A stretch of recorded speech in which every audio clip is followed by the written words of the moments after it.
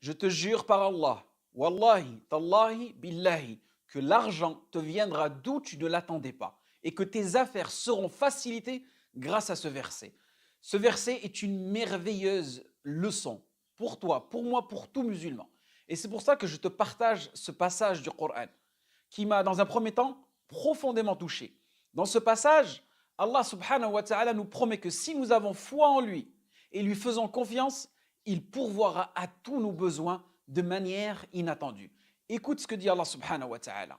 وَمَنْ يَتَّقِ اللَّهَ يَجْعَلْ لَهُ مَخْرَجًا وَيَرْزُقْهُ مِنْ حَيْثُ لَا يَحْتَسِبُ وَمَنْ يَتَوَكَّلْ عَلَى اللَّهِ فَهُوَ حَسْبُهُ إِنَّ اللَّهَ بَالِغُ أَمْرِهِ قَدْ جَعَلَ اللَّهُ لِكُلِّ شَيْءٍ قَدْرًا.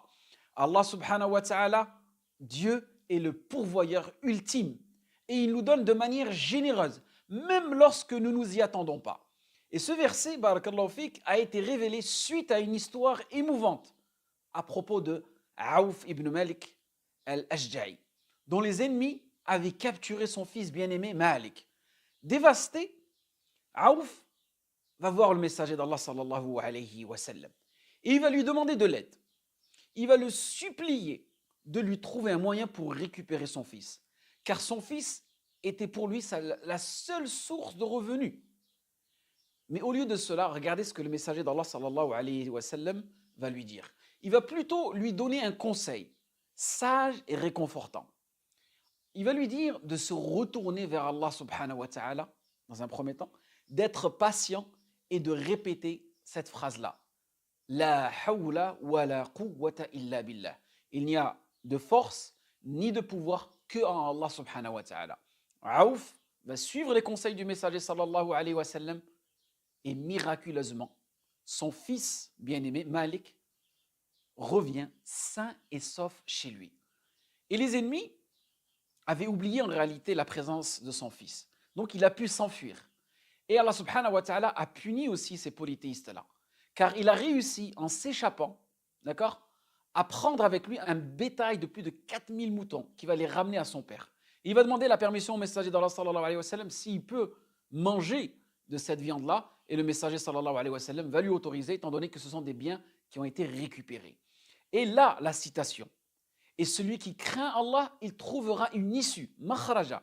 Et cela a été un signe clair de la puissance d'Allah subhanahu wa ta'ala. Donc il ne faut pas douter de la puissance d'Allah subhanahu wa ta'ala. Et cette histoire aussi nous montre que la confiance en Allah subhanahu wa ta'ala, la patience et la persévérance peuvent apporter des résultats inattendus. Et que quand on se tourne vers Allah, il peut nous ouvrir des portes que nous n'aurons jamais imaginé pouvoir ouvrir.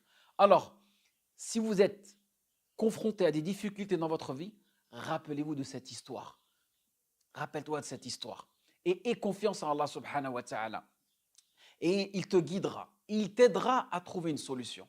Et sachez aussi, barakallahu fikoum, que le rizq, la pourvoyance, cette subsistance, elle n'est pas que des biens matériels. Elle peut être par exemple aussi une progéniture pieuse, un épanouissement professionnel, familial, social, une sérénité, une femme pieuse, une santé saine, une bonne humeur. Ça peut être une forme de risque aussi. Et ne retenez pas que le risque, c'est seulement cette définition matérielle que nous avons héritée de notre société. Parfait. Et aussi, le risque, n'oubliez pas que c'est une source de bonheur inattendu. Parfois, on peut se dire, mais d'où va venir la solution? Qui va m'embaucher? Où est-ce que je vais trouver cette femme? Où est-ce que je vais trouver cet homme? Cette deuxième partie, cette deuxième moitié? Sache que le comment, il revient à Allah subhanahu wa ta'ala. Toi, ce qui t'incombe, c'est juste l'effort, la détermination et la sincérité. Allah subhanahu wa ta'ala, il s'occupe du reste.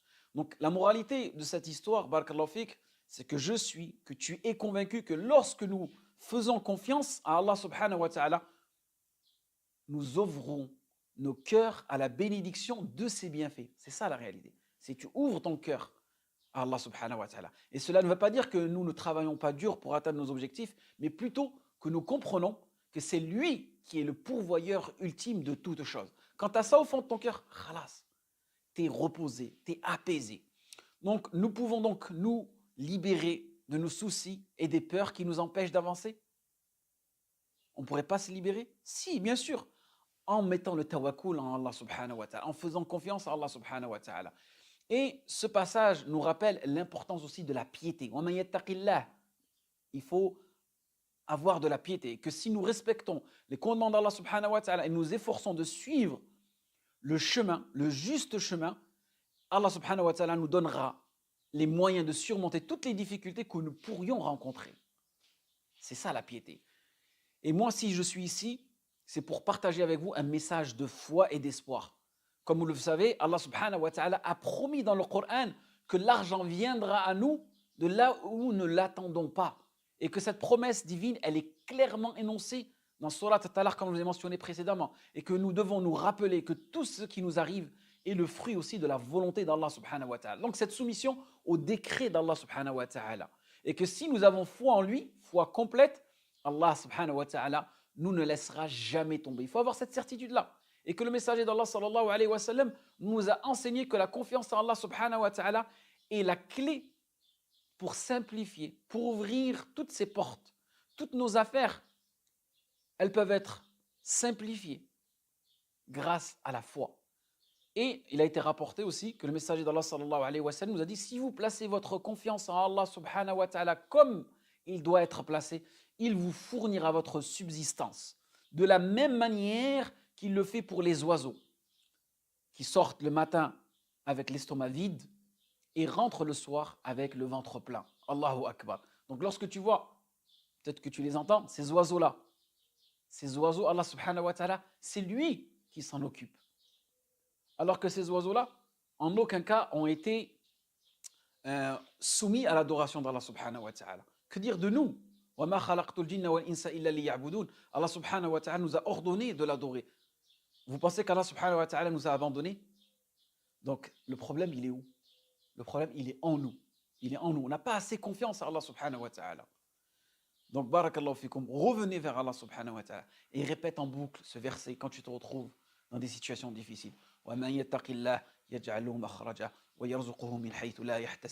Ces versets-là doivent venir apaiser ton cœur, doivent guider ton cœur vers un chemin, le chemin de l'épanouissement, le chemin de la positivité, le chemin de la confiance, le chemin du tawakkul. Barakallahu fik.